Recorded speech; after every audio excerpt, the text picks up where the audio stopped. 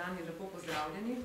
Kot veste, je pred približno 1 uro Ustavno sodišče odločilo, da mora Državni zbor v 7 dneh sprejeti nov odlok z novim datumom izvedbe referenduma. Naj povem, da gre že za drugo zaušnico tako koaliciji kot vladi Alenke Bratušek. Prvič se je to zgodilo ob nepremičninskem davku, sedaj se je to zgodilo že drugič pri odloku o referendumu o arhivih.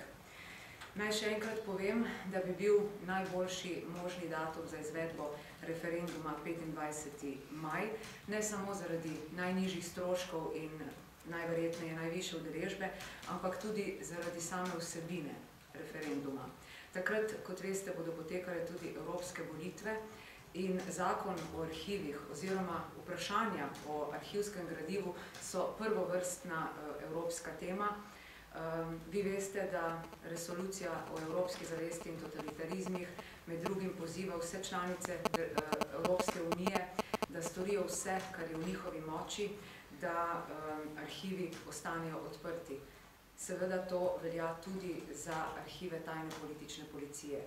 Skratka, ne samo po stroškovni plati, ampak tudi po vsebinski bi bila izvedba referenduma na 25. maj, torej skupaj z volitvami, najboljša možna rešitev. Kot prvo podpisana pod referendumsko pobudo naj pojasnim, da bom v Državni zbor vložila ponovno odlok in v odloku ponovno predlagala 25. maj za izvedbo referenduma. Gre sicer za izjemno kratke roke, ampak verjamem, da Državni zbor ne bi smel imeti večjih težav, razen če ne bi želel izpeljati teh postopkov. Vkolikor koalicija oziroma koalicijski poslanci ne bodo glasovali za ta predlog oziroma ga bodo zavrnili, potem bodo morali sprejeti tudi odgovornost za višje stroške referenduma.